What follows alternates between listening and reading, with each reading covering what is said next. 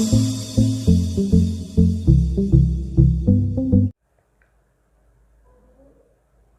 Evening student, कैसे हैं आप सब। चलिए आज स्टार्ट करेंगे बेटा class 12th biology. Next lecture principle of inheritance में हम लोगों ने कवर किया था म्यूटेशन। लास्ट टॉपिक था, वन शॉट वीडियो था। म्यूटेशन हमने फुल्ली कवर किया था, टाइप्स ऑफ म्यूटेशन सारी चीज़ें हमने डिस्कस की थी। ठीक, आज का हमारा टॉपिक होगा जेनेटिकल डिसऑर्डर। इस चीज़ को फुल्ली कंप्लीट करना है। प्लस आपका एक हेडिंग और है पेडिग्री एनालिसिस, तो इस चीज़ को भी कवर अप करते चलते हैं। पेडिग्री एनालिसिस, पेडिग्री किसे कहते हैं, कैसे हम डिटरमाइन करते हैं कि किसी भी फैमिली में वो पर्टिकुलर जो डिजीज़ है, जो इनहेरिटेबल डिजीज़ है, वो ट्रांसफ़र होगी तो कौन से प्रोजेनी में ट्रांसफ़र होगी, कौन से प्रोजेनी में ट्रांसफ़र नहीं होगी। ठीक ना बेटा, इस चीज़ का प्रॉपर क्लियरिफिकेशन हो पाएगा। पेडिग्री से हमें पता चल जाता है कि किस में डिजीज़ ट्रांसफ़र होने के चांसेस कितने ज़्यादा होंगे। ठीक, तो चलिए स्टार्ट करते हैं। सबसे पहला फर्स्ट पेडिग्री एनालिसिस, हेडिंग है आपकी pedigree analysis. Pedigree analysis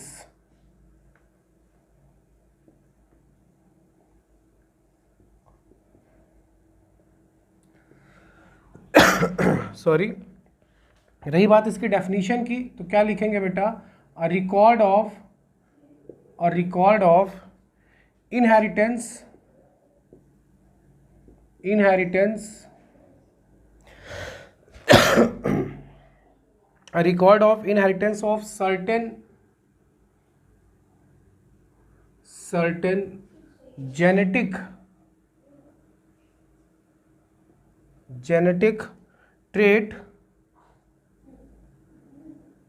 traits for 2 or more generation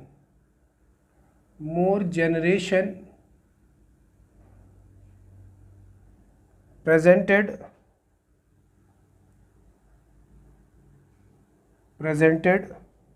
in the form of diagram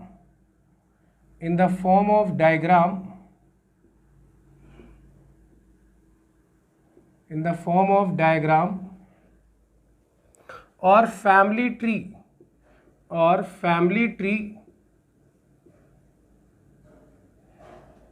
is called pedigree, ठीक ना बेटा। कह रहा है अ रिकॉर्ड ऑफ इनहेरिटेंस, मतलब किसी भी फैमिली में इनहेरिटेंस का रिकॉर्ड रखना, मतलब कैरेक्टर कहाँ से किस में ट्रांसफर हुआ है। पेरेंट्स में अगर मदर एंड फादर में से किसी में भी अगर कोई पर्टिकुलर डिजीज है, वो भी इनहेरिटेबल है, तो वो किस में ट्रांसफर हुई है। ठीक, इस चीज़ का रिकॉर्ड रखना है। ऑफ सर्टेन जेनेटिक ट्रेड्स, कुछ पर्टिकुलर जेनेटिक ट्रेड्स का फॉर 2 और मोर जनरेशन, एक या दो या दो से ज़्यादा जनरेशन तक, ताकि हम ये समझ में आ जाए कि किस जनरेशन तक बीमारी किस में ट्रांसफर होगी। Generation presented in the form of diagram, एक डायग्राम के थ्रू हम इसको शो करेंगे। और family tree is called pedigree, इसी को हम बोलते हैं पेडिग्री। अब ध्यान रखिएगा, साइंटिस्टों ने क्या किया था, इस पेडिग्री को बहुत ईजिली समझने के लिए इसके कुछ सिंबल्स यूज़ किए थे। अब वो आपको सिंबल पहले समझना होगा, फिर उस सिंबल की बेसिस पे जो भी क्वेश्चंस आते हैं उस क्वेश्चन को सॉल्व कर सकते हैं। हम ये बता सकते हैं कि डिजीज़ किस में ट्रांसफ़र होगी, किस में नहीं होगी, कौन सा सन अफेक्टेड होगा, कौन सी डॉटर अफेक्टेड होगी, ये सारी चीज़ें हम क्लियर कर सकते हैं। ठीक, तो सबसे पहले बात करते हैं, ये रही डेफिनीशन, इसका से स्क्रीनशॉट ले लीजिएगा। अब बात करते हैं इसके सिंबल्स की, कौन कौन से सिंबल्स हैं जो हमें समझने होंगे, ताकि उस रूल्स के बिहाफ पे हम इस प्रॉब्लम को, जो भी क्वेश्चंस होते हैं इससे रिलेटेड, इस टॉपिक से, हम उसको सॉल्व कर सकते हैं। क्लियर ना। चलिए देखते हैं पेडिग्री कौन कौन से सिंबल्स बताए गए हैं क्वेश्चन में सॉरी बुक में। ऑलरेडी एनसीईआरटी में भी गिवन है बेटा। ठीक, symbols used in pedigree,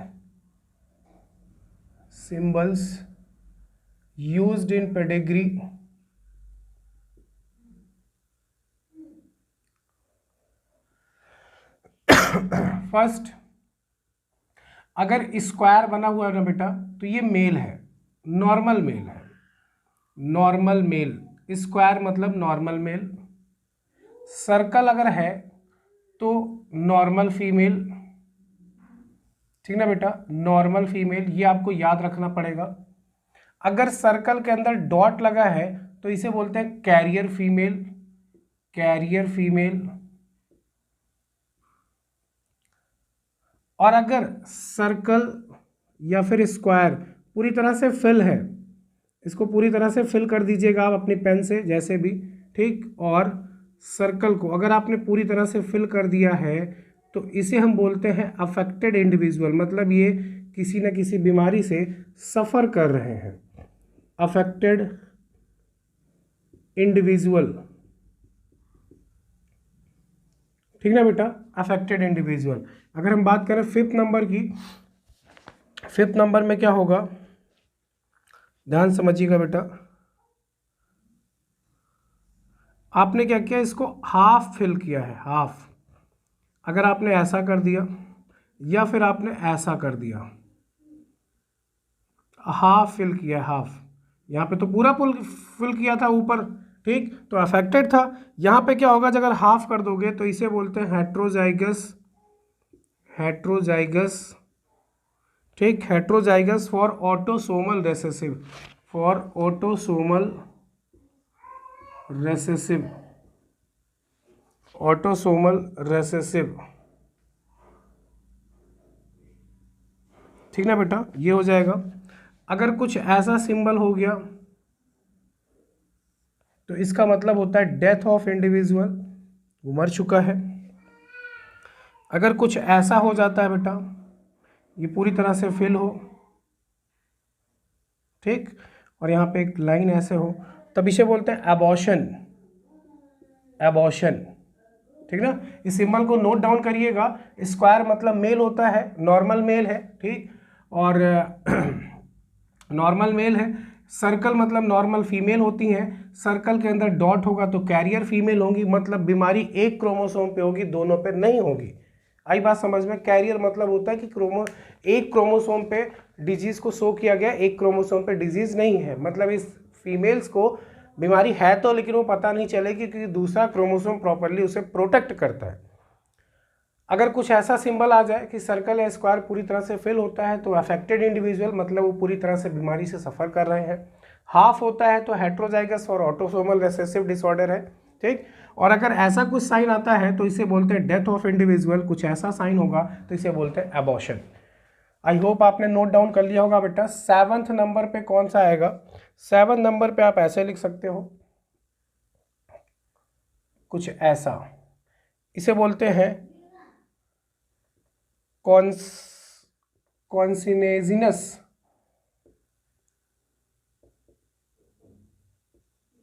marriage, ठीक ना बेटा। 8 नंबर पे कौन आएगा, कुछ ऐसा, ठीक ना बेटा, ये ऐसे आएगा। इसे बोलते हैं मोनोजाइगोटिक ट्विंस, जो एक जाइगोट से बने हो, मोनोजाइगोटिक ट्विंस। रक्षा बेटा, अगर आपको ट्विंस के बारे में इंफॉर्मेशन चाहिए तो बोलिएगा, उसका एक अलग से वीडियो लेक्चर प्रॉपरली प्रोवाइड कर दिया जाएगा। ट्विंस से रिलेटेड क्वेश्चंस नीट में पूछे जाते हैं। कुछ ऐसा हो तो इसे बोलते हैं डाइजाइगोटिक ट्विंस, डाइजाइगोटिक ट्विंस, ठीक ना बेटा। तो ये कुछ सिंबल्स हैं, इसके अलावा भी एनसीईआरटी में कुछ सिंबल्स और होंगे, आप वहाँ से उसको नोट डाउन करिएगा। बट इतना सफिशियंट है जो आपसे जो भी इससे रिलेटेड क्वेश्चंस होंगे वो आप सॉल्व कर सकते हैं। क्लियर ना। तो पहले इसको नोट डाउन करो, फिर कुछ क्वेश्चंस करके देखते हैं, आपको ईजिली इन सिंबल्स का यूज़ करना समझ में आ जाएगा। पहले इसको नोट डाउन करिए आप। चलिए आगे देखते हैं कुछ questions related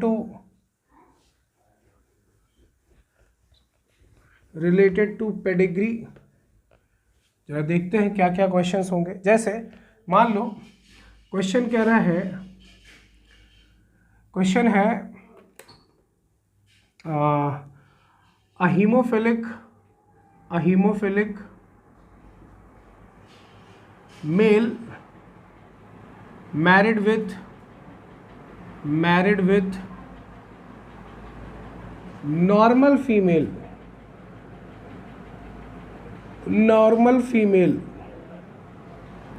then find out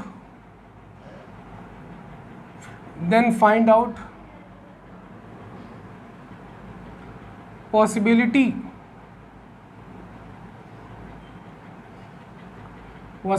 of affected और नॉर्मल चाइल्ड,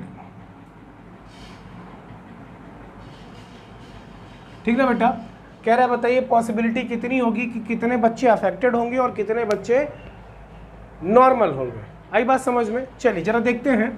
पहले बात करते हैं हीमोफिलिक मेल की। मेरी बात ध्यान समझना। हीमोफिलिक मेल, हीमोफिलिक, अभी मैंने डिजीज़ की डिस्कशन नहीं किया है, बट उससे पहले आपको ये सारी चीज़ें समझ में आ जाएंगी। हीमोफीलिया को हम H से लिखते हैं, हीमोफिलिक मेल है। और आपको पता है हीमोफीलिया जो बीमारी होती है वो केवल और केवल X क्रोमोसोम पे होती है, Y पे नहीं होती। तो मेल के पास तो एक ही X क्रोमोसोम होता है, तो इसके X पे H शो किया जाएगा। हीमोफिलिक मेल मतलब उस पर्सन को हीमोफीलिया है, और ये बीमारी हीमोफीलिया जो होती है वो केवल X क्रोमोसोम पे होती है। सेक्स लिंक डिसऑर्डर है ये। तो एक्स वाई, वाई पे तो होती नहीं, एक्स पे ही एच हो जाएगा। अब बात है नॉर्मल फीमेल की, तो नॉर्मल फीमेल की बात कर लेते हैं।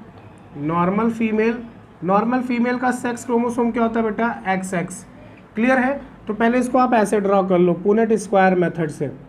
पुनेट स्क्वायर मेथड से ड्रॉ किया, ये हो गई नॉर्मल फीमेल, ये हो गया अफेक्टेड मेल इंडिविजुअल। इसका क्रॉस इसके साथ हुआ तो आपको पता है ये रही डॉटर, लेकिन एक एक्स पे एच आ जाएगा। देखो ये इस एक्स पे एच है, यहाँ पे नहीं है, दोनों का क्रॉस हुआ, ये बनेगा। ठीक, ये वाला इससे क्रॉस करेगा तो फिर वही बनेगा आपका, एक्स पे एच आ जाएगा। ये इसके साथ क्रॉस करेगा एक्स वाई, ये इसके साथ करेगा एक्स वाई। बोलो समझ में आया? अब इसी चीज़ को आप ऐसे कर लो। बताओ फीमेल को किससे शो करते हैं हम? सर्कल से। मेल को किससे शो करते हैं? स्क्वायर से। लेकिन यहाँ पे मेल है कैसा आपका? हीमोफिलिक, मतलब अफेक्टेड है, तो इसको पूरा फिल कर दो। फिल कर दिया। दोनों की मैरिड हो गई। कितने बच्चे हैं? 4 बच्चे हैं। 4, 2 लड़कियां हैं और 2 लड़के हैं। चलो, एक लड़का, एक लड़की, देन सन, देन डॉटर। क्लियर है बेटा? अब आपको पता है दोनों लड़कियां जो हैं, दोनों डॉटर, देखिए एक पे एच है, एक पे नहीं है। अगर एक पे है एक पे नहीं है तब उसे बोलते हैं कैरियर। अगर दोनों पे होता तो ये भी कैसी होती? हीमोफिलिक फीमेल होती। तो यहाँ पे दोनों डॉटर कैसी हो जाएंगी? कैरियर। और सन देखो, दोनों किसी को बीमारी नहीं है, तो दोनों सन कैसे हो जाएंगे? नॉर्मल। अब यहाँ पे परसेंटेज लिखोगे तो देखो 25 25, 50%, 50% daughter carrier daughter, 50% carrier daughter, carrier daughter, और 50% नॉर्मल सन, 50% नॉर्मल सन।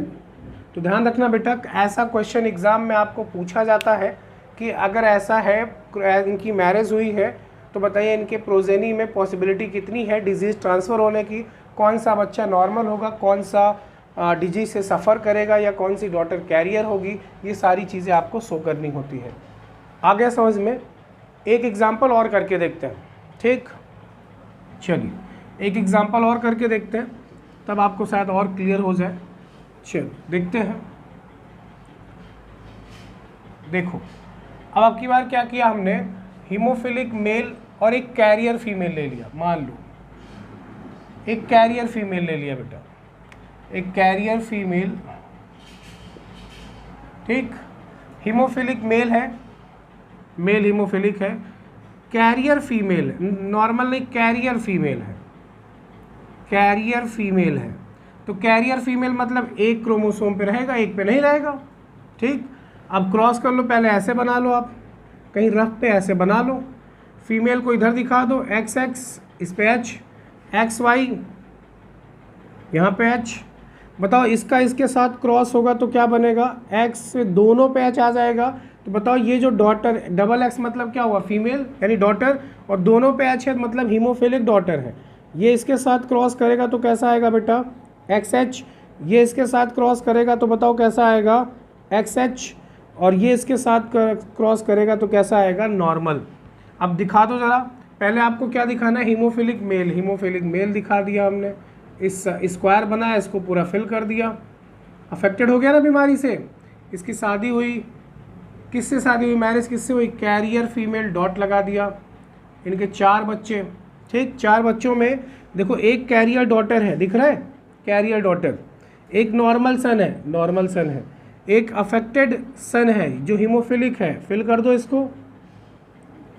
इसको, क्लियर है। और ये देखिए आपकी अफेक्टेड हीमोफिलिक डॉटर है, इसको भी फिल कर दो। बोलो बन सकता है ना बेटा रक्षा, आसानी से बन जाएगा ना ये। तो आप इसी तरीके से आप यहाँ पे शो कर सकते हैं। अब इसमें परसेंटेज में लिखूँ तो आपको पता है 25%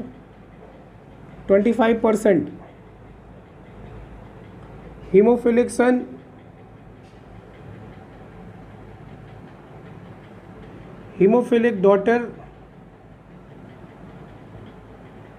25% नॉर्मल सन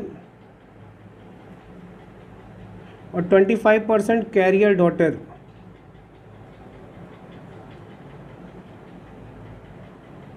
क्लियर है सबको? तो यानी सबका परसेंटेज कितना होगा 25। तो इससे रिलेटेड जो भी क्वेश्चंस अगर एग्जाम में आता है बेटा उसको आप आसानी से सॉल्व कर सकते हो। पहले आप कोशिश करिएगा ऐसे ड्रॉ कर लीजिएगा और फिर डायरेक्टली फेयर बेस जहाँ भी आपको शो करना है वहाँ पे आप इसको शो कर सकते हो। क्लियर है सबको? ये परसेंटेज ही आपसे पूछा जाएगा बेटा, ठीक ना। आगे चले, चलिए अब ये तो बात थी पेडिग्री की। अब हम बात करते हैं जेनेटिकल डिसऑर्डर। ठीक, जेनेटिकल डिसऑर्डर में कौन कौन से डिसऑर्डर हैं जो हमें पढ़ने हैं। हम चैप्टर के एंड पॉइंट पे हैं। ठीक, अभी हमारे पास हेडिंग इस चैप्टर में बची हुई है linkage and recombination, but don't worry उसका भी एक लेक्चर होगा प्रॉपर, उसको भी वन शॉट वीडियो में कवर करेंगे लिंकेज एंड रिकॉम्बिनेशन को, कि लिंकेज क्या होता है, रिकॉम्बिनेशन क्या होता है, टाइप्स ऑफ लिंकेज क्या होता है, क्रॉसिंग ओवर किसे कहते हैं, क्रॉसिंग ओवर के कौन कौन से फैक्टर्स होते हैं, ये सारी चीज़ें डिस्कस करेंगे। बट अभी के लिए सबसे पहले जेनेटिकल डिसऑर्डर, ध्यान सुनना बेटा। जेनेटिकल डिसऑर्डर की बात करें, इस समय वायरल फीवर बहुत तेज चल रहा है बेटा। जेनेटिकल डिसऑर्डर, तो जेनेटिकल डिसऑर्डर दो कैटेगरी में डिवाइड होता है, दैट इज मेंडेलियन डिसऑर्डर और एक आपका क्रोमोसोमल डिसऑर्डर।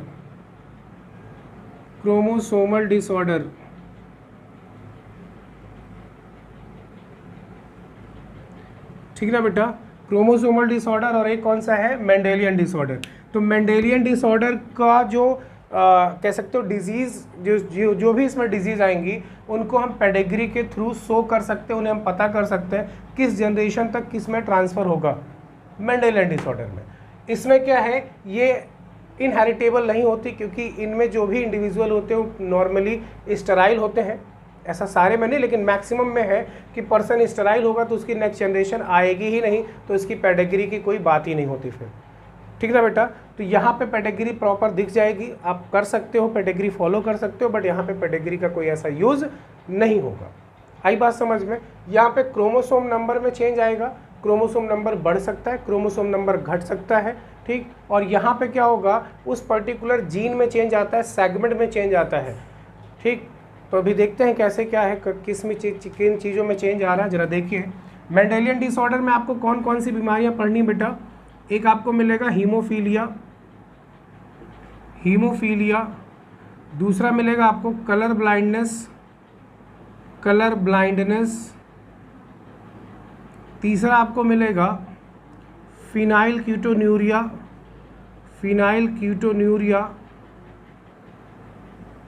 चौथा आपको मिलेगा सिस्टिक फाइब्रोसिस, पांचवा आपको मिलेगा थैलेसीमिया। ठीक ना बेटा, छठवां आपको मिलेगा सिकल सेल एनीमिया, भी इसी में आता है आपका। ठीक, haemophilia, colour blindness, phenyl ketonuria, cystic fibrosis, thalassaemia, ये प्रॉब्लम्स है, डिजीज़ है। ठीक, सिकल सेल एनीमिया भी आप नोट कर सकते हो, sickle cell anaemia, but already sickle cell anaemia मैंने एक्सप्लेन कर दिया था। ठीक, इससे प्रीवियस लेक्चर में मैंने ऑलरेडी इसको एक्सप्लेन कर रखा है। जब आपको इनकम्प्लीट डोमिनेंस एंड को डोमिनेंस पढ़ाया था तो वहाँ पे एक एग्जांपल था सिकल सेल एनीमिया, जिसको मैंने ऑलरेडी एक्सप्लेन किया था, तो ये वहाँ से आप देख लीजिएगा। अगर आप इस चीज़ को पहले देख चुके हो तो कोई बात नहीं, अदरवाइज प्रीवियस लेक्चर आप देख सकते हो, वीडियो लेक्चर। तो ये कुछ डिजीजेज हैं जो मेंडेलियन डिसऑर्डर में आपको क्लास 12th में पढ़नी है according to NCERT. Chromosomal disorder में आपके पास जो आएगा बेटा, इसमें 2 कैटेगरी डिवाइड होगी, ध्यान रखना, उसको भी ऑलरेडी मैंने एक्सप्लेन किया था म्यूटेशन में, एनोपोलाइडी एंड पॉलीपोलाइडी, ठीक है बेटा, एनोपोलाइडी एंड पॉलीपोलाइडी। तो पॉलीपोलाइडी केस तो एग्जांपल प्लांट्स में स्पेशली देखने को मिलता है, बनाना में। एनोपोलाइडी में आपको एग्जांपल मिलता है down syndrome and Turner syndrome. तो आपके एनसीईआरटी में उसकी डेफिनेशन दी है ऑलरेडी, मैंने म्यूटेशन वाले लेक्चर में, इसी का प्रीवियस लेक्चर वहाँ पे मैंने एक्सप्लेन कर रखा है। अगर आप नहीं देखा आपने तो पहले उस लेक्चर को देखिए, फिर आपको आसानी से समझ में आ जाएगा। क्रोमोसोमल डिसऑर्डर में आपके पास कौन सा आएगा, डाउन सिंड्रोम, कैलिनफेंटर सिंड्रोम,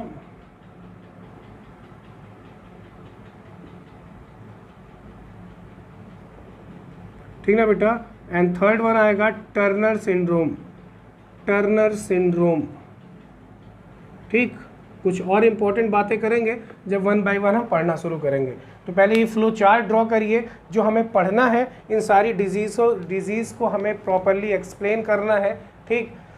पहले समझते हुए चलेंगे, मैं आपको ओरली इसका एक्सप्लेनेशन बोल दूंगा, आप उसको नोट डाउन कर लीजिएगा।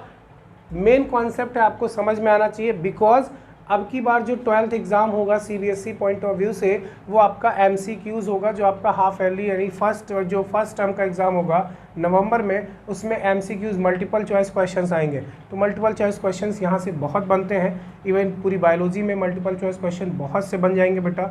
तो अच्छे से एक एक पॉइंट आप कवर करते चलिए ताकि आपके सारे क्वेश्चन सॉल्व हो सके, ठीक ना। तो पहले इसको ड्रॉ करिए, फिर बात करते हैं मेंडेलियन डिसऑर्डर, और उसमें बात करते हैं हीमोफीलिया और कलर ब्लाइंडनेस की।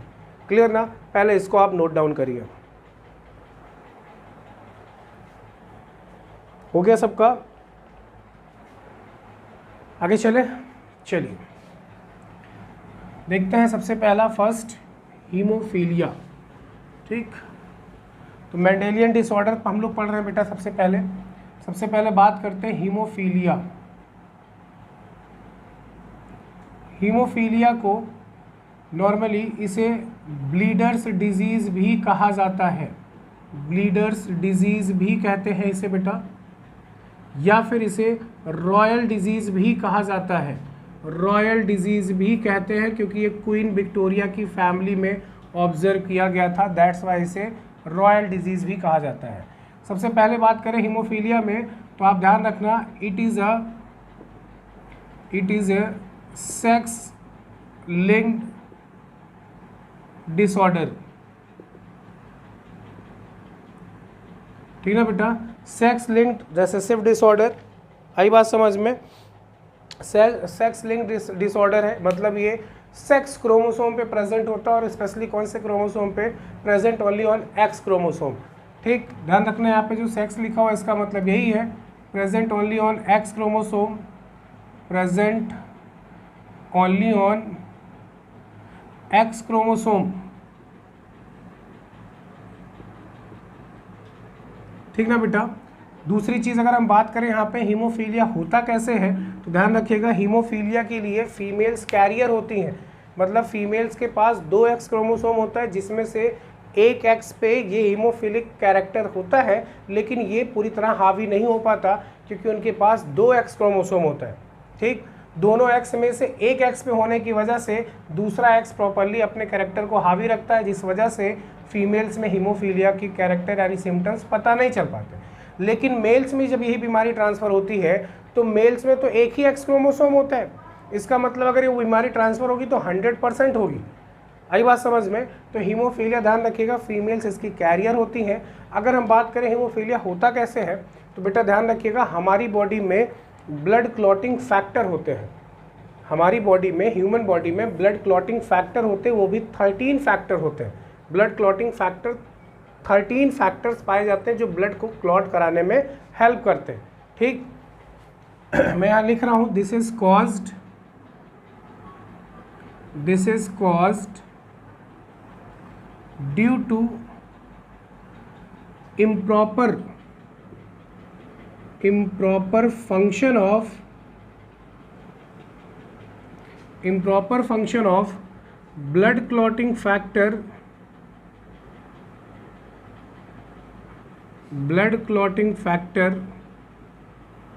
8, ध्यान रखिएगा रोमन नंबर में लिखिएगा। इस फैक्टर का नाम होता है एंटी हीमोफिलिक फैक्टर। नीट में आपसे पूछेगा ब्लड क्लॉटिंग फैक्टर 8 का नाम बताइए। Anti haemophilic factor, anti haemophilic factor. अगर ये फैक्टर काम करना बंद कर दिया, causes haemophilia A, causes haemophilia A, इससे जो बीमारी होगी बेटा वो हीमोफीलिया ए होती है, ठीक ना। ब्लड क्लॉटिंग फैक्टर 9, इसे बोलते हैं क्रिसमस फैक्टर, क्रिसमस फैक्टर। इससे जो प्रॉब्लम्स होती है causes haemophilia B, causes haemophilia B. आई बात समझ में, मतलब टाइप ऑफ हीमोफीलिया भी होता है। और एक फैक्टर है ब्लड क्लॉटिंग फैक्टर 11, ठीक। इसका नाम करेक्टली मुझे नहीं याद है, क्या नाम है इसका, फैक्टर नंबर 11। इससे जो हीमोफीलिया होता है कॉजेज हीमोफीलिया सी, हीमोफीलिया सी। आई बात समझ में। फिर से देखो, हीमोफीलिया को ब्लीडर्स डिजीज़ कहते हैं कॉमनली, या फिर रॉयल डिजीज़ कहते हैं। हीमोफीलिया एक सेक्स लिंक डिसऑर्डर है जो केवल एक्स क्रोमोसोम पे प्रेजेंट होता है। इसे हम स्मॉल एच से डिनोट करते हैं। इसमें ब्लड क्लॉटिंग फैक्टर काम नहीं करता। अगर ब्लड क्लॉटिंग फैक्टर 8 नहीं काम करेगा तो हीमोफीलिया ए होगा, 9 नहीं काम करेगा तो हीमोफीलिया बी होगा, और 11 नहीं काम करेगा तो हीमोफीलिया सी होगा। इसी क्रिसमस फैक्टर के बिहाफ पे हीमोफीलिया बी को क्रिसमस डिजीज़ भी कहा जाता है। ये चीज़ ध्यान रखिएगा, ठीक ना बेटा। अच्छा, ये फैक्टर करता क्या है? इस फैक्टर का काम होता है ब्लड को आसानी से कोगुलेट कराना, थक्का जमा देना ब्लड का।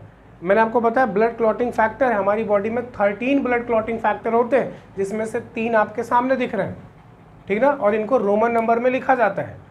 तो ब्लड क्लॉटिंग फैक्टर 8, 9 या फिर 11, तीनों में से कोई भी वर्क करना प्रॉपरली बंद करेगा तो हीमोफीलिया, टाइप्स ऑफ हीमोफीलिया उस पर्सन में दिखेगी, ठीक। और ये बीमारी एक से दूसरे में ट्रांसफ़र होती है, मतलब पेरेंट से ऑफ स्प्रिंग में ट्रांसफ़र होती है। जैसा अभी आपने इससे पहले देखा था पेडिग्री पढ़ते समय, ठीक ना। तो पेडिग्री पढ़ते समय आपने देखा था कि कैसे डिजीज़ ट्रांसफ़र हो रही है। तो यहाँ पे यही चीज़ है कि हीमोफीलिया पेरेंट्स से ऑफ स्प्रिंग में, फिर उनकी नेक्स्ट जनरेशन में प्रॉपरली ऐसे ही ट्रांसफ़र होती रहती है।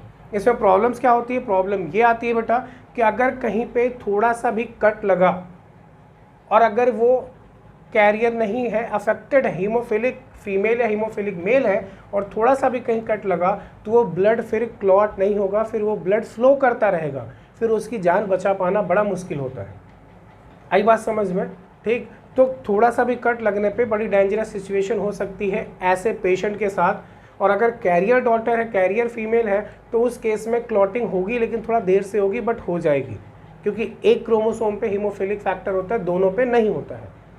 आगे समझ में, ठीक। तो इसको अच्छे से नोट डाउन करिएगा। हाँ, एनसीईआरटी जरूर पढ़िएगा। एनसीईआरटी में इसकी डेफिनेशंस लिखी हुई है, वहाँ पे एक प्रोटीन की बात की गई है कि जो प्रोटीन ब्लड क्लॉटिंग के लिए रिस्पॉन्सिबल होती है वो यहाँ पे अफेक्टेड होती, जिस वजह से ब्लड क्लॉट नहीं हो पाता।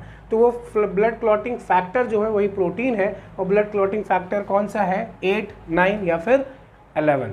स्पेशली अगर आपको एक याद रखना होगा तो ब्लड क्लॉटिंग फैक्टर 8 याद रखिएगा। नॉर्मली मैक्सिमम टाइम आपसे हीमोफीलिया ए ही पूछा जाता है। अगर आपसे ये पूछा जाए कि क्रिसमस डिजीज़ किसे कहते हैं, तो हीमोफीलिया बी को क्रिसमस डिजीज़ कहा जाता है। आई बात समझ में। इसे रॉयल डिजीज़ क्यों कहते हैं? क्योंकि ये क्वीन विक्टोरिया, इंग्लैंड की क्वीन थी, उनकी फैमिली में इस चीज़ को ऑब्जर्व किया था डॉक्टर हेल्डेने ने इस चीज़ का एनालिसिस किया था, इसकी पेडिग्री प्रिपेयर की थी क्वीन विक्टोरिया की फैमिली में। उनके हस्बैंड, उनको, उनकी फैमिली में आगे नेक्स्ट मेंबर को भी हीमोफीलिया था, तो जिसकी उन्होंने पेडिग्री बनाई थी, जिसके बिहार पे इस डिजीज़ को रॉयल डिजीज़ भी कहा जाता है। यहाँ तक सबको क्लियर है? आगे चले बेटा, इसको नोट डाउन कर लीजिएगा। यहाँ पे हम क्या शो कर सकते हैं, इसको मैं रफ कर रहा हूँ बेटा, ठीक। यहाँ पे क्या शो कर सकते हैं, ज़रा ध्यान सुनिएगा। यहाँ पे हम लिख सकते हैं अगर एक्स वाई इस पे एच है तो इसे बोलते हैं हीमोफिलिक मेल। ध्यान रखिएगा, इसको नोट कर लीजिएगा, हीमोफिलिक मेल। और अगर एक्स एक्स एक पे है तो इसे बोलते हैं कैरियर फीमेल, और बेटा अगर दोनों पे है तो इसे बोलते हैं हीमोफिलिक फीमेल, हीमोफिलिक फीमेल। आई बात समझ में? इस चीज़ को अच्छे से नोट डाउन कर लीजिएगा, यहाँ से क्वेश्चंस आपसे पूछे जाते हैं हीमोफीलिया से स्पेशली। क्लियर है सबको? ठीक, तो हीमोफीलिया कैसे होता है, ये सारी चीज़ें, इसकी डिस्कवरी जॉन ऑटो नाम के पर्सन साइंटिस्ट ने किया था। ठीक, इसको अच्छे से नोट डाउन करिए। आगे चलते हैं बेटा, नेक्स्ट कलर ब्लाइंडनेस देखते हैं। आगे चलो बेटा, नेक्स्ट आपका है कलर ब्लाइंडनेस। जरा देखिए कलर ब्लाइंडनेस क्या होता है। ठीक,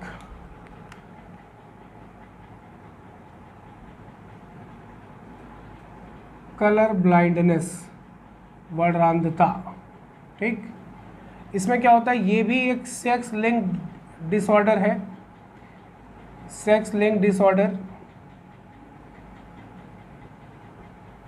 दूसरा, present only on x chromosome, present only on x chromosome, ये भी केवल एक्स क्रोमोसोम पे होता है बेटा। ठीक, दूसरी चीज़, इसको हम स्मॉल सी से लिखते हैं, ध्यान रखिएगा, स्मॉल सी से। तीसरे पॉइंट की अगर हम बात करें तो ध्यान रखिएगा, कलर ब्लाइंडनेस के केस में होता क्या है, पहले ऐसे सुन लो ओरली। कलर ब्लाइंडनेस में हमारी आँखों में, आपने नाम सुना होगा, हमारी आँखों में रेटिना होता है। ठीक, आपने क्लास 11th में जब आपने सेंसरी ऑर्गन पढ़ा था, ह्यूमन आई, तो वहाँ पे आपने देखा था कि हमारी आँखों में रेटिना होता है, जहाँ पे इमेज का फॉर्मेशन होता है। उस रेटिना के अंदर कुछ सेंसिटिव सेल्स होती हैं, स्पेशली 2 टाइप्स की सेंसिटिव सेल होती है, जिसे हम बोलते हैं रॉड एंड कोन्स। रॉड हमें हेल्प करता है डिम लाइट में देखने के लिए, जबकि कोन्स हमें हेल्प करता है ब्राइट लाइट में देखने के लिए, और कोन्स हमें हेल्प करता है कलर आइडेंटिफिकेशन में। क्लियर ना बेटा? और कोन्स के पास जो कलर प्रेजेंट होता है वो स्पेशली 3 कलर्स होते हैं। कौन कौन से? Red, green, blue. Red, green, blue, ये 3 कलर स्पेशली कोन्स के पास होते हैं, जिसके बिहाफ पे वो सारे कलर्स को आइडेंटिफाई कराने में आपको हेल्प करता है। तो ध्यान रखिएगा, ह्यूमन में कलर को आइडेंटिफिकेशन कराने के लिए कोन्स रिस्पॉन्सिबल होता है, और डिम लाइट में वर्क करने के लिए आपका जो आई में पार्ट काम करता है वो रॉड्स होता है। तो कोन्स के पास ये 3 स्पेसिफिक कलर होते हैं, रेड, ब्लू एंड ग्रीन। तो अगर किसी पर्सन को कलर ब्लाइंडनेस होगा तो इन्हीं 3 में से कोई एक पर्टिकुलर कलर का होता है। स्पेशली जो आपके इंडिया में पेशेंट पाए जाते हैं वो रेड और ग्रीन के मैक्सिमम आपको मिलेंगे, जबकि ब्लू के रेयरली मिलते हैं। ठीक, तो उनको रेड या फिर ग्रीन कलर का कलर ब्लाइंड होता है, मतलब उस पर्टिकुलर कलर को नहीं पहचान पाएंगे। इसीलिए जिन लोगों को आर्मी या रेलवे में नौकरी मिलती तो उनकी प्रॉपर कलर ब्लाइंडनेस चेक की जाती है, बिकॉज ट्रेन चलती ग्रीन पे है और रुकती रेड पे है। आई बात समझ में? तो ऐसे केसेस में उनको ये जॉब नहीं प्रेफर की जाती अगर उनके अंदर ऐसी कोई सिम्टम्स हैं, ऐसे कोई प्रॉब्लम्स हैं। ठीक, और एक आपकी इम्पॉर्टेंट चीज़ बताऊँ आपके लिए, तो आपने नाम सुना होगा कैटल में बुल का, बुल। ठीक, बुल फाइटिंग होती है स्पेन में। तो बुल, जितने बुल होते हैं, सांड होते हैं, वो जन्म से रेड कलर का कलर ब्लाइंड होता है। उनकी आंखों में रेड कलर का कलर ब्लाइंड होता है। मतलब अगर आप उनके सामने कोई रेड कलर की टी शर्ट पहन के खड़े हो जाते हैं तो आपकी बॉडी, जहाँ तक टी शर्ट है वो उनको प्रॉपर विजन नहीं होगा, आपका हेड, आपका पैर, सब कुछ दिखेगा। तो उनको इरिटेशन होती है, सामने ऐसी क्या चीज़ है जिसके ऊपर हेड दिख रहा है, ये बीच वाला पोर्शन नहीं दिख रहा है। इसीलिए वो दौड़ के आते हैं, उस पर सिर टकराते हैं। हमें लगता है वो हमें मारने आता है, बट एक्चुअल में उनको उस चीज़ से इरिटेशन होती है, उनको कन्फ्यूज़न होता है कि ऐसी क्या चीज़ है जो हमें प्रॉपर विजिबल नहीं हो रही है। इसीलिए देखा होगा स्पेन में उस बुल फाइटिंग के साथ उन लोग इंजॉय करते हैं, उनके साथ गेम खेलते हैं, उसके साथ रेड कलर का कपड़ा लेके आते हैं और उस पर टकराता है वो, जबकि वहाँ पर कुछ नहीं होता है। आई बात समझ में? तो वो जन्म से ही रेड कलर का कलर ब्लाइंड होता है बेटा। क्लियर है? तो इसमें कुछ और पॉइंट्स हमें लिखना है। ठीक, ध्यान रखना, present only on x chromosome. इसमें अगर हम टाइप की बात करें तो हमें जो तीनों कलर के कलर ब्लाइंड हमें मिलते हैं उस पर फोकस करेंगे। मैं आपको लिख रहा हूँ बेटा, ध्यान सुनिएगा। स्पेशली कौन सा मिलेगा आपको?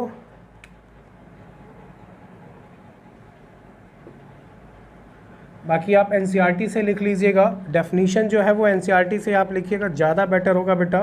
ठीक, नीट में आपसे इसी नाम से पूछेगा, प्रोटैनोपिया, प्रोटैनोपिया।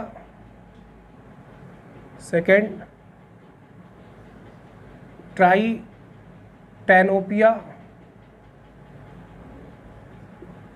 ड्यूटूरो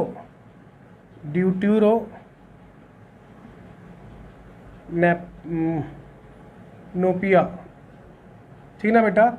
प्रोटोनेपिया में क्या है, प्रोटॉन ट्राइटॉन ड्यूट्रॉन टाइप का होता है। ये रेड कलर का कलर ब्लाइंड होगा, रेड कलर ब्लाइंडनेस। ये कौन सा होगा बेटा, ब्लू कलर का होगा। और ये कौन सा होगा, ग्रीन कलर का होगा। ध्यान रखिएगा, नीट में इन्हीं नाम से पूछा जाएगा और आपसे पूछा जाएगा बताइए इस पर्सन को ये बीमारी है तो उसे कौन सा कलर विजन, मतलब कौन सा कलर ब्लाइंड होगा, किस कलर का, तो ब्लू कलर का। इसमें कौन सा है, ग्रीन, इसमें कौन सा है, रेड कलर का। क्लियर है। इनके पास भी सेक्स क्रोमोसोम पे ही डिपेंड करता है, एक्स क्रोमोसोम पे डिजीज़ होती है, तो फीमेल्स इसकी भी कैरियर ही होती हैं। यहाँ पे अगर क्रॉस आता है तो जहाँ पे आप एच लिख रहे थे पेडिग्री के टाइम पे, वहाँ पे आप सी लिख के इसको सॉल्व कर सकते हो। क्लियर है यहाँ तक सबको। अगर किसी का कोई डाउट होता है बेटा, कोई क्वेश्चन, तो आप कमेंट सेक्शन में लिख सकते हो। ठीक ना बेटा। एक हो सकता है आपको स्पेसिफिक अलग से पूछा जाए, रेड ग्रीन कलर ब्लाइंडनेस, दोनों का हो जाए तो उससे क्या कहते हैं, उसे बोलते हैं बेटा, स्पेशली एक नाम देते हैं डाल्टोनिज्म।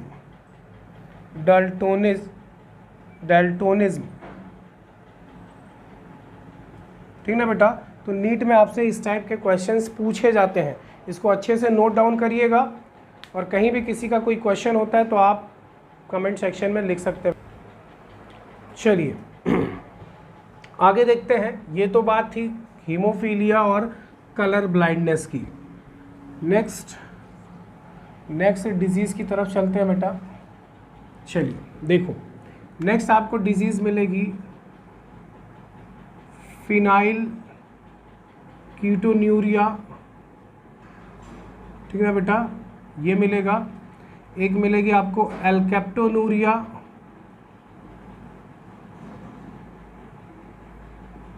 एक मिलेगा आपको ल्यूकोडर्मा, और एक मिलेगा आपको एल्बिनिज्म। ठीक है बेटा। आपकी बुक में केवल एनसीईआरटी में एक मेंशन है, that is phenyl ketonuria. But तीनों चारों एक साथ देखिए, आपको सारी कहानी समझ में आ जाएगी ये बीमारी होती कैसे है। मेरी बात ध्यान समझना। आपकी बॉडी में एक अमीनो एसिड होता है बेटा जिसका नाम होता है फिनाइल एलानीन। ठीक है बेटा। ये अमीनो एसिड है, ये अमीनो एसिड बेटा चेंज होता है एक दूसरे प्रोडक्ट में जिसका नाम होता है एल्केप्टॉन। क्या नाम होता है बेटा, एल्केप्टॉन। ये एल्केप्टॉन चेंज होता है दूसरे प्रोडक्ट में जिसका नाम होता है टायरोसिन। ठीक, टायरोसिन। और ये टायरोसिन आपकी बॉडी में किसका फॉर्मेशन कराता है बेटा, मेलानिन। तो ध्यान रखिएगा, आपकी बॉडी में जो मेलानिन का फॉर्मेशन, मेलानिन एक पिगमेंट है जो आपकी स्किन को कलर प्रोवाइड करता है। जितना ज़्यादा मेलानिन होगा पर्सन उतना ज़्यादा सांवला या काला होगा, जितना कम मेलानिन होगा पर्सन उतना ज़्यादा गोरा होता है, उतना ज़्यादा फेयरनेस उसके चेहरे पे होती है। ठीक, तो ये मेलानिन का फॉर्मेशन कराता है, कुछ ऐसा कन्वर्जन होता है। अब यहाँ पे एक एंजाइम काम करती है बेटा, यहाँ पे एक एंजाइम होती है फिनाइल एलानीन अमीनो एसिड को चेंज करती है एल्केप्टॉन में। उस एंजाइम का नाम मैं आपको अभी बताता हूँ। ठीक, ये एंजाइम यहाँ पे क्या करती है, फिनाइल एलानीन को चेंज करती है एल्केप्टॉन में। एल्केप्टॉन यहाँ पर भी एक एंजाइम काम करती है। ठीक, ये एंजाइम एल्केप्टॉन को चेंज करेगी टायरोसिन में, और यहाँ पे एक एंजाइम होती है जिसका नाम होता है टायरोसिनेज। ये टायरोसिनेज एंजाइम है। ठीक, ये टायरोसिन को किस में चेंज कर देगी, मेलानिन में। आई बात समझ में। ठीक, मैं आपको एंजाइम का नाम बता देता हूँ। एंजाइम का नाम जस्ट मुझे अभी नहीं याद आ रहा था, जस्ट 1 मिनट जी, फिनाइल एलानीन हाइड्रोक्सिलेज। ठीक, इसके एंजाइम का नाम है फिनाइल एलानीन हाइड्रोक्सिलेज। ठीक ना बेटा, ये एंजाइम है। और यहाँ पे जो एंजाइम होती है वो होमोजेनेटिसिक एसिड ऑक्सीडेज नाम की एंजाइम होती है। ठीक, तो ये एंजाइम्स क्या करती हैं, प्रॉपर इसको कन्वर्ट करती रहती है। अब मेरी बात ध्यान समझना बेटा रक्षा, फिनाइल एलानीन क्या हुआ, मान लो ये एंजाइम की कमी हो गई पर्सन में, ये एंजाइम नहीं है, ठीक, उस इंडिविजुअल में ये एंजाइम्स की कमी हो गई, एंजाइम की कमी हुई तो फिनाइल एलानीन एल्केप्टॉन में चेंज होगा नहीं, एल्केप्टॉन में चेंज होगा नहीं तो इसका अमाउंट क्या होगा, बढ़ जाएगा बॉडी में। अच्छा, जब इसका अमाउंट बढ़ेगा तो ये कहाँ पहुँचेगा, ब्लड में। ठीक, अब ब्लड से निकल के ये पहुँचेगा दो जगह, एक पहुँचेगा ब्रेन के पास और एक पहुँचेगा किडनी के पास। ठीक, किडनी के थ्रू यूरिन में पहुँच जाएगा और यूरिन में जब पहुँचेगा, यूरिन से लॉस करोगे इसका, फिनाइल एलानीन भी आके यूरिन के थ्रू निकलेगा, तब इसी को हम बोलते हैं फिनाइल कीटोन्यूरिया। क्या बोलते हैं बेटा, फिनाइल कीटोन्यूरिया। इसमें कुछ और कंपोनेंट्स कन्वर्ट हो जाते हैं बट वो देखेंगे आगे। जो ब्लड पहुंच जाता है ब्रेन के पास तो ये फिनाइल एलानीन क्या होता है, फिनाइल एलानीन इस ब्रेन के पास डिपॉजिट हो जाता है फिनाइल पायरुविक एसिड में, पायरुविक एसिड। ठीक ना बेटा, ये ब्रेन के पास डिपॉजिट होने लगता है।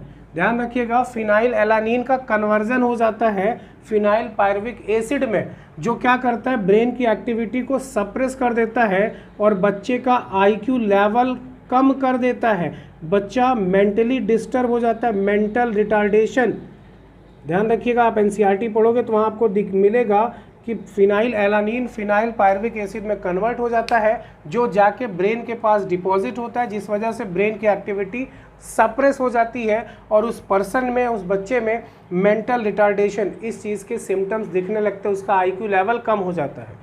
आई बात समझ में, और कुछ तो यूरिन के थ्रू बॉडी से बाहर रिलीज होता रहता है। क्लियर ना यहाँ तक, तो इसे बोलते हैं फिनाइल कीटोन्यूरिया। ये मैंने आपको एक्सप्लेन किया है, डेफिनेशन आपकी बुक में एनसीईआरटी में ऑलरेडी गिवन है, आप वहाँ से उसको नोट डाउन कर सकते हो। पहले इसको अच्छे से समझ लो, फिर आप एनसीईआरटी पढ़िए, देखिए आपको सारा कॉन्सेप्ट क्लियर हो जाएगा। ठीक ना बेटा, ये बात थी फिनाइल कीटोन्यूरिया की। अब जरा ध्यान सुनना, दूसरा ध्यान से सुनना बेटा। अब क्या हुआ, अगर मान लो ये एंजाइम काम कर रही हो, फिनाइल एलानीन हाइड्रोक्सिलेज वर्क कर रहा हो, तो फिनाइल एलानीन चेंज हो जाएगा एल्केप्टॉन में। अब मान लो ये एंजाइम नहीं काम कर रही है ऑक्सीडेज, तो एल्केप्टॉन किस में नहीं चेंज होगा, टायरोसिन में। आपकी बुक में डायरेक्ट लिख दिया कि फिनाइल एलानीन टायरोसिन में बदलता है, ऐसा नहीं है, वो डायरेक्ट लिखा गया एनसीईआरटी में, बट वो सीक्वेंस यही होता है बेटा। तो मान लो अगर एल्केप्टॉन टायरोसिन में नहीं बदला, ये एंजाइम काम नहीं कर रही एंजाइम, डिफिशियंसी है, एंजाइम की कमी है, तो ये एल्केप्टॉन इसमें चेंज होगा नहीं। इस एल्केप्टॉन का लेवल बढ़ जाएगा ब्लड में और ब्लड से पहुंचेगा, ये ब्लड पहुंचेगा फाइनली इसको लेके किडनी के पास और किडनी से बनेगा यूरिन, और जैसे ये एल्केप्टॉन यूरिन के थ्रू बॉडी सरफेस इन्वायरमेंट में आएगा, एटमॉस्फेयर में आएगा बेटा, जैसे ही एटमॉस्फेयर में आएगा तो आपको पता है इस एल्केप्टॉन का ऑक्सीडेशन हो जाएगा एटमॉस्फेरिक ऑक्सीजन से, oxidation with O2, atmospheric oxygen से ऑक्सीडेशन होगा और तुरंत ही यूरिन का जो कलर है वो चेंज हो जाएगा, हवा में ही ब्लैक हो जाएगा। इसीलिए एल्केप्टॉन का लेवल बढ़ने से जो बीमारी होती है उसका नाम है ब्लैक यूरिन डिजीज़। इसे ब्लैक यूरिन डिजीज़ भी कहा जाता है। ये चीज़ ध्यान रखिएगा, पूछा जाता है एग्जाम में नीट में कि ब्लैक यूरिन डिजीज़ किस बीमारी को कहते हैं, एल्केप्टोनूरिया किसकी कमी से होता है, इस एंजाइम की कमी से। होगा क्या, एल्केप्टॉन का लेवल ब्लड में बढ़ेगा, ब्लड पहुंचेगा किडनी के पास, यूरिन पहुंचेगा, एल्केप्टॉन फाइनली पहुंचेगा यूरिन में, और जब पर्सन यूरिन का लॉस करेगा तो जैसे ही यूरिन एयर के कांटेक्ट में आएगी तो उस एयर में प्रेजेंट ऑक्सीजन के साथ इसका ऑक्सीडेशन होगा और तुरंत यूरिन का कलर चेंज होके कैसा हो जाएगा, ब्लैक हो जाएगा। ये सिम्टम्स होता है, इसीलिए इसके बिहाफ पे इस बीमारी को बोलते हैं ब्लैक यूरिन डिजीज़। क्लियर है सबको, ठीक ना बेटा, इसे बोला जाता है ब्लैक यूरिन डिजीज़। आई बात समझ में। चलिए अब अगर मान लो ये एंजाइम भी काम कर रही हो, ये एंजाइम भी काम कर रही हो, सपोज करो ये एंजाइम भी वर्क कर रही है, ठीक, ये कर रही है, ये एंजाइम नहीं वर्क कर रही है, तो बताओ टायरोसिन तक तो पहुंच जाओगे, टायरोसिन किस में चेंज नहीं होगा? मेलानिन में। अब टायरोसिन अगर मेलानिन में नहीं चेंज हुआ तो ध्यान रखना दो कंडीशन, अगर टायरोसिन किसी पर्टिकुलर स्पेसिफिक प्लेस के लिए हुआ, ठीक, तब बीमारी कौन सी होती है? ल्यूकोडर्मा। और अगर टायरोसिन पूरी बॉडी के लिए अफेक्टेड हो गया, पूरी बॉडी में मेलानिन का सिंथेसिस नहीं हो पाया, तब बीमारी कौन सी होती? एल्बिनिज्म। इसी को हम बोलते हैं सफ़ेद दाग। आपने देखा होगा कुछ लोगों के, फीमेल्स या मेल्स में बॉडी के इंटरनली कहीं पार्ट में सफ़ेद दाग होता है, ठीक, जन्म से ही या कुछ जन्म के कुछ दिन बाद से ये दिख जाता है, और वो सफ़ेद दाग फिर एक्सपैंड नहीं होता, वहीं पे उतनी दूर पे रह जाता है। इवन अगर गर्ल्स में होता तो उनकी शादी नहीं हो पाती। लोग ऐसा मानते हैं कि ये एक अफेक्टेड है, अलग अलग थिंकिंग है। और कुछ लोगों को देखा होगा पूरी बॉडी वाइट रहती है, मतलब स्किन अलग कलर की होती है पूरी, ठीक ना, तो वो बीमारी कौन सी होती है? एल्बिनिज्म। अगर एक पर्टिकुलर पॉइंट पे तब क्या बोलते हैं? ल्यूकोडर्मा। तो ध्यान रखिएगा यहाँ पे जो पूरा खेल था वो केवल एंजाइम्स का था। आपके सिलेबस में केवल एक है, फिनाइलकीटोनुरिया बुक में दिया गया है, बट सारे रिलेटेड थे, इसीलिए मैंने आपको एक एक पॉइंट आपको एक्सप्लेन कर दिया, ठीक ना बेटा। आप चाहो तो इसको ड्रॉ कर सकते हो और चाहो तो समझ लो, आप कहीं पे पॉइंट आउट करके लिख सकते हो इसे, ठीक, बट एनसीईआरटी जरूर पढ़िएगा, फिनाइलकीटोनुरिया का नोट्स वहीं से लिखिएगा, क्लियर ना। आप इसको कॉपी करो, आगे चलते हैं।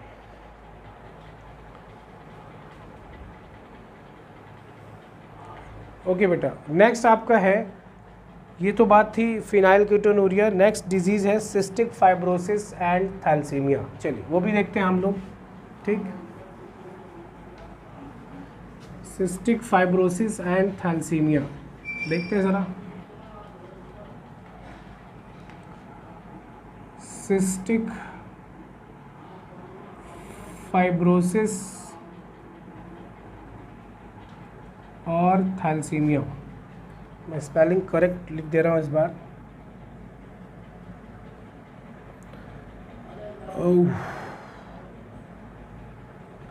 थैलेसीमिया, ठीक ना भैया। तो सिस्टिक फाइब्रोसिस और थैलेसीमिया ये दो बीमारियां हैं जो हमें पढ़नी है। मैं आपको केवल एक्सप्लेन कर रहा हूँ बेटा, समझा रहा हूँ, पूरी कोशिश करेगा, आपको समझ में आ जाएगा आसानी से, ठीक। सिस्टिक फाइब्रोसिस जो बीमारी है ये एक ऑटोसोमल रेसेसिव डिसऑर्डर है, ध्यान रखिएगा। पहली बात, ऑटोसोमल रेसेसिव डिसऑर्डर है, रेसेसिव डिसऑर्डर है, ठीक। कौन से क्रोमोसोम नंबर पे होता है? 7, क्रोमोसोम नंबर 7, ठीक ना बेटा। इसमें क्या होता है? Poor reabsorption of Na+ and Cl-, ठीक ना, मतलब बॉडी रीअब्जॉर्ब ही नहीं कर पाती सोडियम और क्लोरीन को, यानी सोडियम क्लोराइड को, तो हैविंग एक्सट्रीमली सॉल्टी स्वेट, ठीक ना बेटा। इसमें जो स्वेट निकलेगा पर्सन का वो कहीं ना कहीं बहुत ज़्यादा सॉल्टी होगा, क्योंकि हमारी बॉडी सॉल्ट को एब्जॉर्ब ही नहीं कर पा रही है, बहुत कम एब्जॉर्ब कर पा रही, तो सॉल्ट भी निकलना शुरू हो जाता है स्वेट के तरीके से। आया समझ में? यहाँ पे ग्लाइकोप्रोटीन प्रॉपर्ली अफेक्टेड होती है। इसमें आपका लंग्स और आपके पैंक्रियाज ये दोनों अफेक्टेड होते हैं। स्पेशली पैंक्रियाज में कुछ फाइब्रस सिस्ट का फॉर्मेशन भी हो जाता है, गांठ बन जाती है। आई बात समझ में? तो ध्यान रखिएगा, सिस्टिक फाइब्रोसिस एक ऑटोसोमल रेसेसिव डिसऑर्डर है जो क्रोमोसोम नंबर 7 पे प्रेजेंट होती है बीमारी। इसमें पर्सन में स्वेट का फॉर्मेशन होगा जिसमें सॉल्ट की मात्रा ज़्यादा होगी। क्यों? क्योंकि सॉल्ट का रीअब्जॉर्प्शन या एब्जॉर्प्शन प्रॉपर्ली अच्छे से नहीं हो पाता। इसमें एक ग्लाइकोप्रोटीन पर्टिकुलर अफेक्टेड होती है, और इसमें जो ऑर्गन अफेक्टेड होते हैं स्पेशली लंग्स और पैंक्रियाज। आई बात समझ में? इसका एक्सप्लेनेशन बुक में शायद एनसीईआरटी में गिवन है या नहीं, शायद नहीं है, आप देख लीजिएगा एक बार। बात करते हैं थैलेसीमिया की, तो thalassaemia is also an autosomal recessive disorder है, रेसेसिव डिसऑर्डर।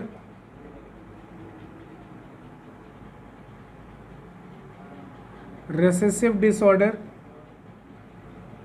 ठीक है बेटा। इस बीमारी में क्या होता है, ये बीमारी पेरेंट्स से ऑफ स्प्रिंग में ट्रांसफ़र होती है अगर दोनों पेरेंट्स कैरियर है प्रॉपरली इस डिजीज़ के लिए। थैलेसीमिया में क्या होता है, एक अल्फ़ा थैलेसीमिया होता है बेटा, थैलेसीमिया, और एक होता है बेटा बीटा थैलेसीमिया। आपके एनसीईआरटी में इसका एक्सप्लेनेशन ऑलरेडी गिवन है, आप अच्छे से उसको भी रीड करिएगा, आपको और अच्छे से समझ में आ जाएगा। ध्यान रखिएगा, थैलेसीमिया में दो होता है, एक अल्फ़ा थैलेसीमिया और एक बीटा। अब इसमें होता क्या है, आपकी पास जो हीमोग्लोबिन है उस हीमोग्लोबिन में दो चेन होती है, दो अल्फ़ा चेन होती है और दो बीटा चेन होती है। तो इस बीमारी में क्या होता है कि बीटा चेन या फिर अल्फ़ा दोनों में से कोई चेन अफेक्टेड हो जाती है इंडिविजुअल की, किसी भी इंडिविजुअल में जिसमें ये बीमारी होगी उसमें हीमोग्लोबिन की अल्फ़ा या बीटा दोनों में से कोई एक चेन अफेक्ट हो जाती है, जिस वजह से हीमोग्लोबिन एबनॉर्मल होता है। हीमोग्लोबिन की कमी होगी तो ऑक्सीजन लेवल भी कम हो जाएगा। आई बात समझ में? तो अगर अल्फ़ा पे अफेक्टेड होता है तो इसे बोलते हैं अल्फ़ा थैलेसीमिया, और बीटा पे अफेक्शन होगा तो इसे बोलते हैं बीटा थैलेसीमिया। मोस्ट कॉमन जो हमको देखने को मिलता है वो बीटा थैलेसीमिया मिलता है। इसमें उस बच्चे की डेथ 10 साल के अंदर अंदर हो जाती है, क्योंकि ये बीमारी थोड़ा सा मतलब कह सकते हो टफ होती है, क्रिटिकल होती है। ठीक, थैलेसीमिया के केस में यहाँ लिखा भी है कि often die before 10 years of age, especially आपको बीटा थैलेसीमिया के केसेस ज़्यादा देखने मिलेंगे। क्लियर ना बेटा? तो थैलेसीमिया आप एनसीईआरटी से भी इसको रीड करिएगा अच्छे से। ध्यान रखना, अल्फ़ा और बीटा दो टाइप के थैलेसीमिया मिलेंगे। अगर अल्फ़ा चेन अफेक्ट होती तो alpha thalassaemia, beta chain of haemoglobin affect होता है तो बीटा थैलेसीमिया होगा। एक ब्लड डिजीज़ है, ध्यान रखिएगा, ब्लड के थ्रू प्रॉपरली ट्रांसफ़र होता है और सेक्सुअल मतलब इनहेरिटेबल भी है, पेरेंट्स ऑफ स्प्रिंग में भी ट्रांसफ़र होता है। आई बात समझ में? ठीक, क्लियर है यहाँ तक सबको?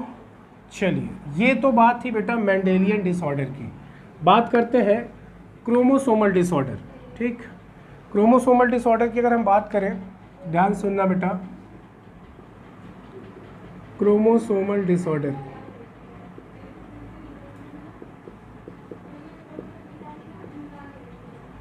ठीक, यहाँ पे आपको दो मिलेंगे बेटा, मैं एक साथ आपको एक्सप्लेन कर रहा हूँ।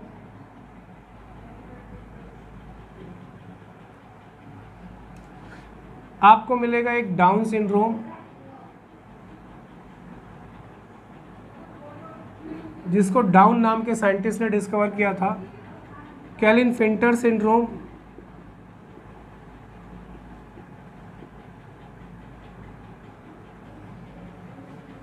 Turner syndrome.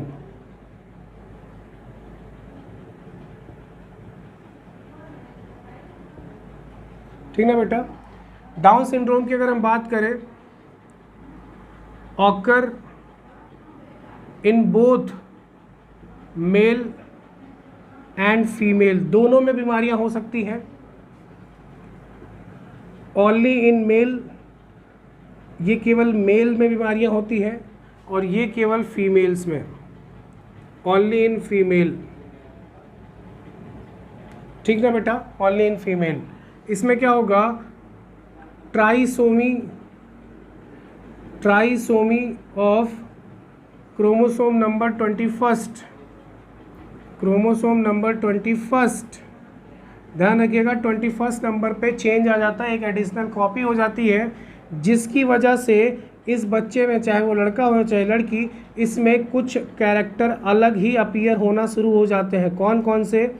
हो सकता है इसकी टंग प्रॉपरली फरो हो, मतलब टंग बाहर निकालना शुरू कर दे ये बराबर। ठीक, इसका हेड राउंड शेप में होगा, काफ़ी बड़ा होगा नॉर्मल से कंपैरिजन में। इसके palm craze proper finger lining नहीं होगी। ठीक, मेंटल रिटार्डेशन, ध्यान रखना ये एक इम्पॉर्टेंट सिम्टम्स है। मेंटल रिटार्डेशन, बच्चे का आईक्यू लेवल कम होगा, 40 से भी नीचे इडियट कैटेगरी में आ जाएगा। मेंटल रिटार्डेशन ये भी आपको देखने को मिलेगा डाउन सिंड्रोम के केस में। ध्यान रखिएगा, down syndrome is an example of trisomy. ठीक, 2n+1 वाली कंडीशन होती है, और कौन से क्रोमोसोम नंबर पर होती है बेटा? 21 नंबर ऑफ क्रोमोसोम पे। क्लियर है सबको? अगर हम बात करें कैलिफेंटर सिंड्रोम, जो केवल मेल में होती है, मेल का जो सेक्स क्रोमोसोम होता है वो XY होता है, लेकिन इसमें क्या होता है, कैरियोटाइप जो बन जाता है, कैरियोटाइप XXY, यानी कितने क्रोमोसोम हो जाते हैं? 47 क्रोमोसोम। एक एक्स क्रोमोसोम का एडिशन हो जाता है, इसकी कॉपी हो जाती है, addition of extra X chromosome, जिस वजह से कैरियोटाइप जो बनता है वो XXY। ये केस होता है किसका? किन्नर का, जिसे बोलते हैं हिजड़ा। ठीक, ये उन्हीं का केस होता है। इसमें ये दोनों क्रोमोसोम जो है एक्स वाले, ये मिलके वाई पे हावी हो जाते हैं। इसीलिए जब इस बच्चे की बर्थ होगी तो कुछ साल बाद पेरेंट्स इसको इसकी सोसाइटी में ही छोड़ देते हैं, क्योंकि बच्चे में बार बार ये दोनों एक्स क्रोमोसोम उसे मजबूर कर देते हैं, वो फीमेल्स की तरफ अट्रैक्ट होता है, फीमेल के ड्रेसअप करता है, फीमेल्स की तरह चलना सीखता है, उनकी तरह बोलना सीखने लगता है। ये सारी चीज़ें इस क्रोमोसोम की वजह से, हावी होने की वजह से होती हैं। क्यों? वाई क्रोमोसोम अपना कैरेक्टर प्रॉपरली शो नहीं कर पाता। आई बात समझ में? ठीक, इनके अगर हम सिम्टम्स की बात करें तो सिम्टम्स इसमें क्या मिलेंगे आपको? ये पर्सन स्टेराइल होगा, नपुंसक होगा। ठीक, आगे इसकी कोई जनरेशन नहीं आ सकती। दूसरा, इसमें आपको गायनेकोमैस्टिया का केस देखने को मिलेगा, मतलब development of breast, male individual में ब्रेस्ट का डेवलपमेंट देखने को मिलेगा। ठीक, और गायनेकोमैस्टिया ऑलरेडी ये फेमाइन जेंडर होगा। ठीक, मस्कुलाइन जेंडर के कैरेक्टर भी इस पर डेवलप हो जाएंगे। स्टेराइल होगा, गायनेकोमैस्टिया केसेस इसमें दिखेंगे। ठीक, ये सारी चीज़ें, फीमेल का ड्रेसअप करना, फीमेल के जैसा बिहेव करना, ये सारी चीज़ें कॉपी करना शुरू कर देते हैं क्लेफेंटर सिंड्रोम के पेशेंट।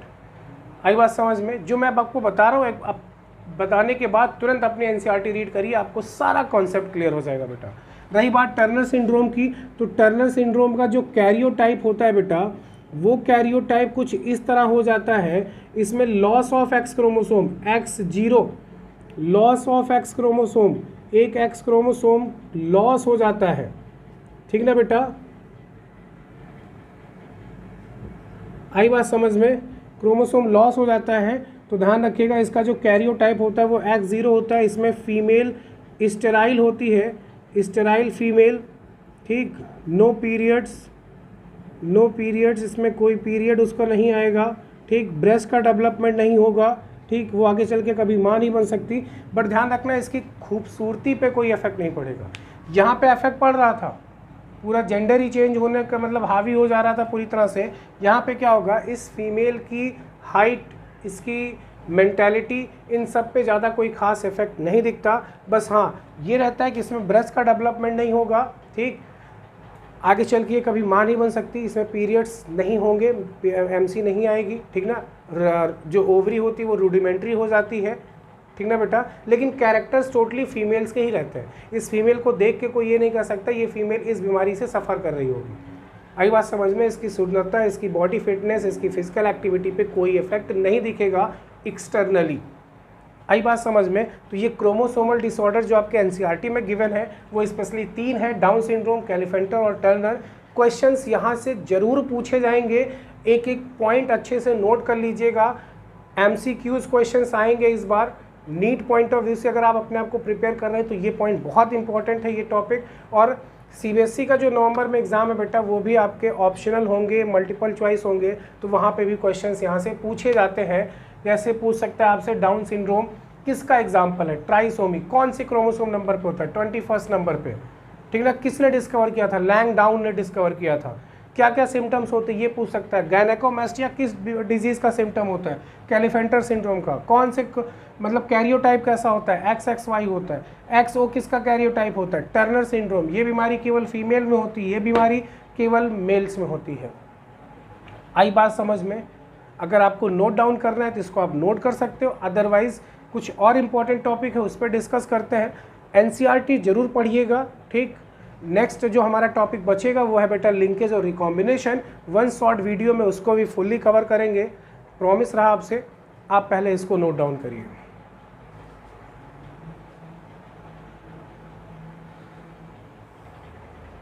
ओके बेटा, चलिए कुछ इंपॉर्टेंट पॉइंट डिस्कस कर लेते हैं आपसे। ठीक, मैंने आपको अभी बताया था एक्स लिंक्ड डिसऑर्डर, जो आपको बताया था हीमोफीलिया, और कौन सा बेटा? Colour blindness.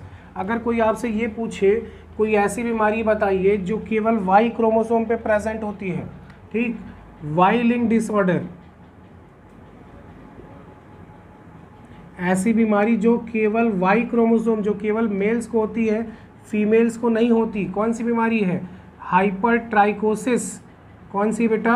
हाइपरट्राइकोसिस, आई बात समझ में? हाइपरट्राइकोसिस इसका मतलब क्या होता है बेटा? कान पर बालों का निकलना, कान पर बालों का निकलना।